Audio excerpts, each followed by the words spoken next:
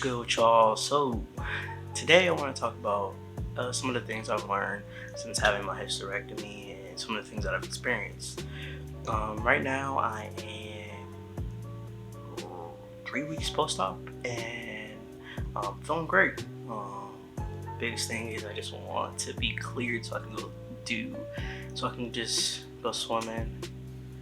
Low-key want to go back to work, but it's just me wanting money because I don't want to go back to work. I don't have any more pain as far as the inside. Sometimes in my belly button site, if I twist too much or if I bend down and try to get something and it's like a little bit too fast, I kind of feel that. It kind of feels like it's pulling a bit, but it's nothing too serious. This is what my sites look like now.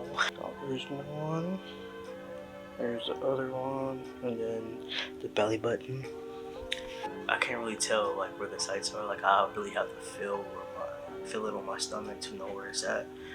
I'm really excited about that because I thought it was gonna be like something really noticeable when I thought about having my hysterectomy before. One thing that I've experienced since having my hysterectomy is sometimes I have like hip pain and side pain.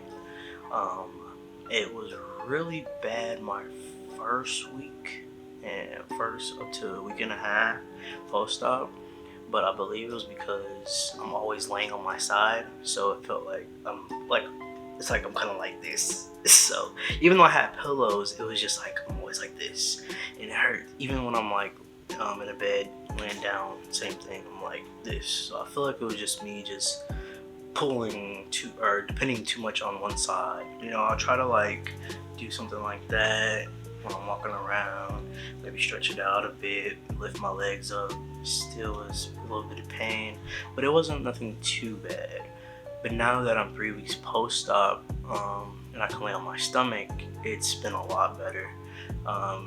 Able to just like, I'm not depending on one side more than the other now, and it just feels a lot better. I feel like I can sleep more now. Like I sleep a little bit better now that I can sleep on my stomach, because I am a stomach sleeper. Sleeping on my side was trash. But that was just one of the things that I've experienced, and that's something I will say, that if you do plan on getting your hysterectomy, I definitely say get a ton of pillows, because you're definitely gonna need them. I had like pillows for my bed, pillows for my couch. I had one pillow like in between my legs. I had a pillow like on my side, and then if I was to turn to the other side, I'll just move that or get another pillow and put that one over there, and then I lay it on two. I think I even had pillows under my feet too, because it was just a lot. And like I said, I felt like I was depending a lot on one side. I think I even had a pillow on my hip because I was like depending so much on, or I was just laying so much on this side, so it just felt like I needed to have pillows literally everywhere. So I definitely say, getting your hysterectomy, have a ton of pillows. Gonna need them. The next thing I learned is if you don't plan on removing your ovaries with having a hysterectomy, it's a possibility that you may get ovarian cysts. Possibility. And the only reason why I brought this up is because when I looked at my tissue exam, the results from it, I noticed that I had cysts. And when I heard cysts, or like when I saw the cysts, I was like, what the fuck? I was a little bit scared because cancer also runs in my family. So once I saw that, I was like, and then also thinking about it as like, when you see ovarian cysts, it's like the first thing that you probably think about is ovarian cancer. So once I saw that everything was benign and he told me that everything was benign, it was kind of like, whew. I feel like if I was to keep my ovaries, it's a possibility that I probably would have had more come. And I'm not sure, obviously I'm not sure how it would have developed, if it would have even developed into cancer, but it was just the thought that that's a possibility. I just wanted all those things out, and then that was one of the other reasons, because I was like, I don't want to have another surgery to get those stuff out. Like if I can do it all in one setting, I just want to get everything out. And not only that, it was just I never really had a desire to keep any of my female organs anyway. Never planned on having biological kids. I mean, it would be nice, but as far as going through another surgery and then being off T, just to do all those things, I was just like, nah, I'm cool. But if you do plan on keeping them, I think the way that they can monitor it is if, like if you were to go forth with bottom surgery, they'll monitor them with ultrasound, and then if you wanted them removed, you can do they can remove it laparoscopically. Speaking of bottom surgery, I did not know that you don't have to have your ovaries removed if you decide to get phalloplasty. Never knew that. I thought that was something very interesting, because I thought with a hysterectomy and then also a vaginectomy, you would have to get all those organs removed, but you don't. So I thought that was pretty cool. So, you know, that's something that you're looking into. That's an option. But again, definitely say, hit up your doctors, hit up your surgeons, make sure that's like the best option for you and that's correct as well. But I just heard that, or I saw that from someone that experienced that, and I was just like, wow, that's pretty cool. So with removing your ovaries, I learned that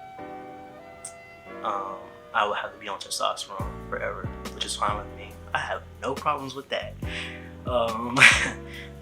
The thing is, if I don't stay on my testosterone, there's a possibility that I would develop bone density issues. So I'll have to be on T for forever. Again, like I said, I'm cool with that. Now, the other thing that I experienced is me being super horny. It's been crazy. Like, I think I was horny 3 days post-op. It was bad. It was really bad, and I was scared as fuck. Cause see, what had happened was I was really, really horny one day, and like the weird thing was I felt like a little bit pain on the inside. It scared me because I was like, oh shit, I'm not supposed to be doing this. We gotta abort mission. So I went to the bathroom because I had to pee too. So I looked in my pants and I saw that I was fucking bleeding. I was like, you got to be kidding me. I was like, yep, I'm gonna wait. No. But luckily, that was the only time I saw something. So I was really happy about that. Now, with sex, your doctor is going to tell you that you shouldn't do vaginal intercourse for 6 to 8 weeks. But for me, I don't do that. I don't like vaginal intercourse. I never did, never wanted it. But for the people out there that do enjoy that, it's gonna be, you're probably gonna have to wait that long. And it's a reason, obviously. They, with laparoscopic procedure, the laparoscopic method, they make the 2 incisions on the side, one in the belly button, and they'll come in. It's like little instruments at the end, come in, cut, and then they'll remove everything from the inside. And I think they'll suture, there's sutures in the vagina or something. So, which is the pain.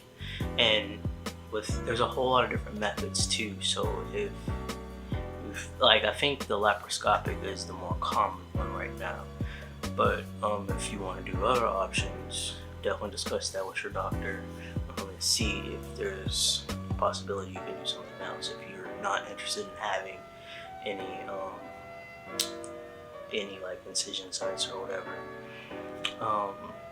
And I believe the recovery time varies with the different ones. But anyway, so like I was saying, if you enjoy to have vaginal intercourse, you don't have to wait. Now for me, I masturbated, and me and my girl also, we engaged in some other activities. When I masturbated, it like hurt so bad to come. So like, well, first I had pain on the inside, then I was bleeding. Now it's this. Gotta be a sign. You know, I kind of like made some changes regarding that. Still do some things, but I just tried my hardest not to come. So I won't say be like me. I'll definitely say if you have questions about that, definitely reach out to your doctor and see if you can engage in other activities.